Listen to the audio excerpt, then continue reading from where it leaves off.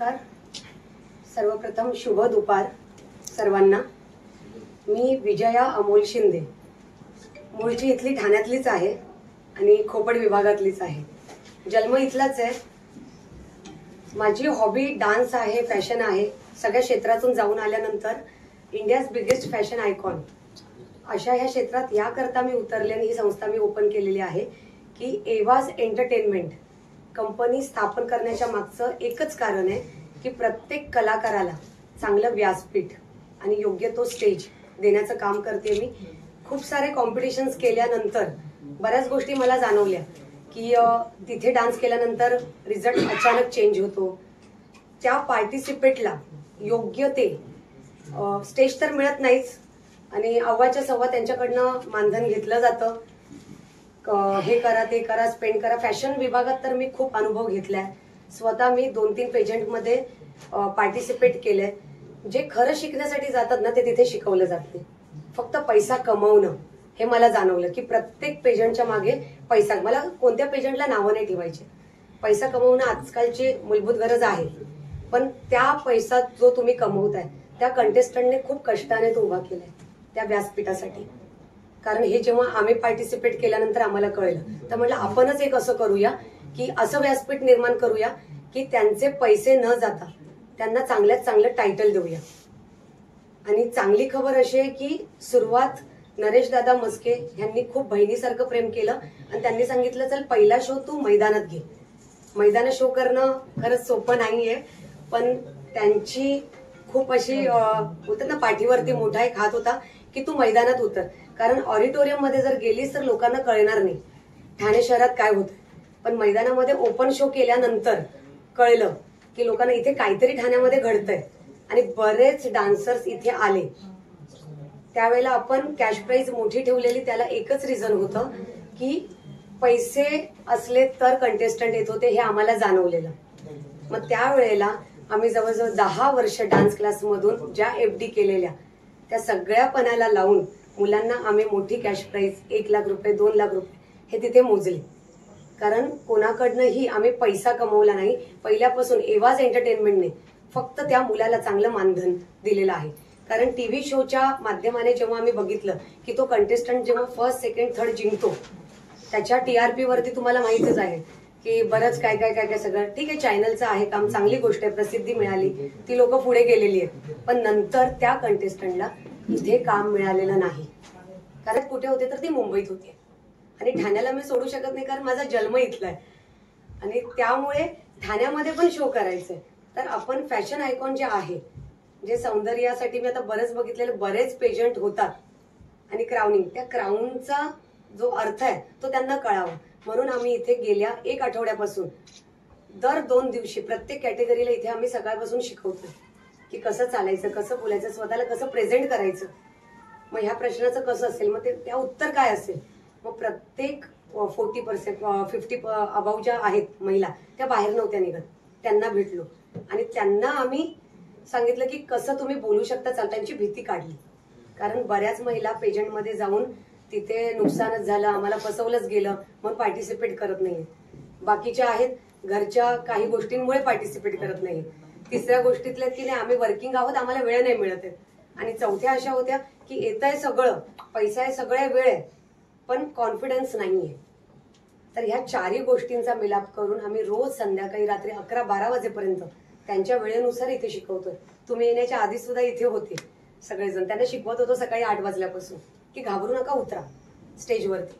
कारण आम्हाला माहितीये की हा स्टेज भले आता वाटत असेल सगळ्यांना की अरे हा छोटा तर आहे, हे आहे, पण ह्या स्टेजवरून खूप मोठे मोठे कलाकार बाहेर पडलेले आणि ते आम्हाला खूप आवडते टीव्हीला त्यांना बघून आणि ते सगळे कॉन्टॅक्ट करतायत, येत आहेत.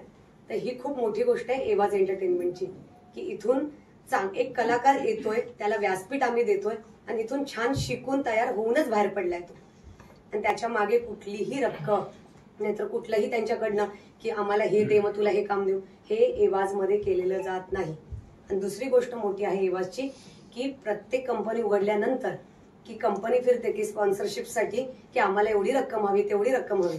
एवाचं मोठी खासियत आतापर्यंत आहे 4 वर्षामध्ये कुठल्याही पैशाची आपण मागणी करत नाही ना. रक्कम कोणाकडनं आपण आतापर्यंत घेतलेली सीझन 5 पर्यंत तर ही रक्कम आपण उभी करतो, वर्षभर प्रत्येक स्कूलमध्ये अॅन्युअल डे शिकवतो, त्या मुलांना काम देतो, मग त्यांचे कॉस्ट्युम वगैरे त्यातून अक्षरशः 50 रुपये 100 रुपये जमा करत करत अशा 1000 मुलांच्या मागे असं आपण एक एवासच्या अकाउंटमध्ये रक्कम टाकतो. ह्याच्यासाठी सकाळपासून आत्ताही 3 शाळेमध्ये मुलं शिकवते. त्यामुळे उद्या आपलं जे ठाकरे भवन मध्ये जे आता आपला प्रोग्राम होणार आहे ते आहे इंडियाज फॅशन आयकॉन. त्याकरता आपल्याकडे 81 कंटेस्टंट उद्या पार्टिसिपेट करतात. ते फक्त ठाण्यातूनच नाही आहेत, ठाण्याच्या बाहेर मुंबई, अलिबाग, नागपूरवरून येतात आणि त्यांचं ग्रूमिंग इथे झालेलं आहे. उद्या ते चालू होणार आहे संध्याकाळी 4 वाजता, 4 ते 10 असं आपण टायमिंग केलेलं आहे. आणि ते आहे फॅशन आयकॉन. त्याच्यामध्ये किड्स आहेत, मिस आहेत, मिसेस आहेत, मिसेस क्लासिक 50 वर्षाच्या पुढच्या लेडीज, त्यांच्यासाठी पण आपण एक कॅटेगरी ठेवलेली आहे. मिस्टर्स आहेत त्याच्यामध्ये. तसं सगळ्यांना आपण विभागून 3 बक्षिसं देणार आहोत, 3 क्राउनिंग होणार आहे. आणि एवढंच नाही तर PNG ज्वेलर्स ह्यांच्याकडनं आपण त्यांना फोटोशूट देतोय. म्हणजे आपण त्यांच्याकडनं फोटोशूट घेतलेलं आहे की त्यांच्या ज्वेलरीचं, की प्रत्येक कंटेस्टंटला की स्वतःचे फोटोज हवेत, पुढे कामासाठी पोर्टफोलिओ हवेत, हे सगळं आपण आपल्याकडनं प्रोव्हाइड करून देतोय. आणि त्यांना ज्या सोन्याच्या नथी दिल्या जातात त्या एवाज एंटरटेनमेंटने विकत घेतलेल्या आहेत आणि त्या महिलांना त्याही जाणार आहेत. आणि खूप सारे गिफ्ट्स आहेत, कुपन्स आहेत. कलानिधी ठाण्यातलं मोठं दालन आहे साड्यांचं, तर तिथून अमित शहा आहे, त्यांच्याकडनं त्या सगळ्या महिलांना 2 वर्ष 3 वर्ष कधीही त्या यूज करू शकतील असं 500 रुपयाचं कुपन आहे. प्रत्येक महिलेसाठी त्यांनी ते दिलेलं आहे. आता हे सीझन 2 पासून काम करतोय. नेहमीच स्पर्धेमधनं काम करताना, परीक्षण करताना खूप गोष्टी बघण्यात येतात. आम्ही एकाच ठिकाणी कुठल्याच स्पर्धेचं जजिंग करत नाही, तर अनेक ठिकठिकाणी करतो. पण एवाज एंटरटेनमेंट ही अशी संस्था आहे की जिने प्रत्येक कलाकारांचं मूळ किंवा त्यांची नस ही बघितलेली आहे. त्यामुळे मॅम असतील की अमोल सर असतील, सचिन दादा असतील, ह्या सगळ्यांचा एकच मोटिव्ह आहे की अगदी गरीबातला गरीब जरी कलाकार असेल तरी पण त्याला उत्तमरित्या रंगमंचावरती घेऊन येणं, त्यांना लाईमलाईट मध्ये आणणं हे त्यांचं मुळात प्रथम कर्तव्य असतं. आणि जसं तुम्ही बघितलं त्याप्रमाणे एवाज एंटरटेनमेंटचं जे 22 डिसेंबरला जे डान्स कॉम्पिटिशनचं पर्व होत आहे सीझन 5चं, सो त्याच्यात मी माझ्याबरोबर वैभव घुगे आम्ही इथे जजिंग करतो यावर्षी देखील. आणि खूप मोठी जबाबदारी असते, कारण की ही जबाबदारी सांभाळत असताना जेव्हा तुमच्यासारखे पत्रकार जे आम्हाला लागतात तेव्हा आम्ही पुन्हा एकदा कलाकार आणि पुन्हा एकदा आमचं एवाज एंटरटेनमेंट सारखं हे माध्यम पुन्हा लाईमलाईट मध्ये येतं. त्याबद्दल खरंच तुमचे मनापासून आभार. मॅडम, का उद्या फॅशन आयकॉन आहे, कोणी बॉलिवूड सेलिब्रिटी काय शो स्टॉपर आहे का उद्या? तुम्ही युट्यूबवर क्रेझी फूडी रंजिता ओळखत असाल, त्या फूड ब्लॉगर आहेत, पण त्या स्पेशल गेस्ट म्हणून येत आहेत. परत बिग बॉस मध्ये रोहित शिंदे हे होते, ते आहेत. हिना शेख ज्या इंडिया TR आहेत त्याही आहेत जजिंगच्या पॅनलवरती.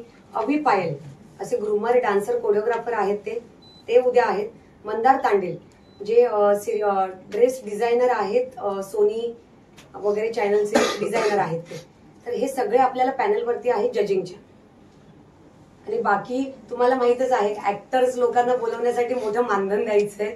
तर ही जेवढी लोक आहेत ना, ही कोणत्याही प्रकारचं मानधन न घेता आपल्याकडे येतात आणि ते सीझन 1 पासून येतात की त्यांना कुठले. मग मला जेवढं करता येईल की मला असं वाटतं की कुठेतरी जोडले गेलेत सगळे, की हे खरे कलाकार आहेत, की ते प्रत्येक वेळी की जोडले गेले. त्यामुळे कुठल्याही प्रकारचा मोठा नेता, कोणतीही ऍक्टर हे आणण्याचा मी जास्त प्रयत्न करत नाही. कारण ते बोलवून मला कंटेस्टंट गोळा नाही करायचे की त्यांना बघण्यासाठी येतील असं नाही. खरे कंटेस्टंट आहेत ना की त्यांना खरा स्टेज हवाय, तर ते नक्कीच आमच्यापर्यंत पोहोचतील. कारण त्यांना गरज आहे की त्यांच्या कलेची दाद घेणं, त्यांना योग्य ते बक्षीस मिळणं, तर त्याकरता हा स्टेज आहे. त्यामुळे मग शक्यतो तर मी जास्त नाही हे करायला.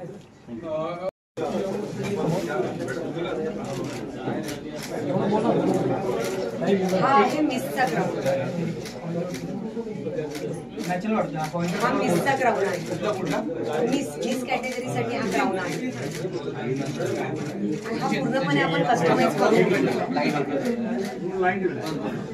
हा पूर्णपणे आपण बनवून घेतलेला आहे मिससाठी डिझाईन.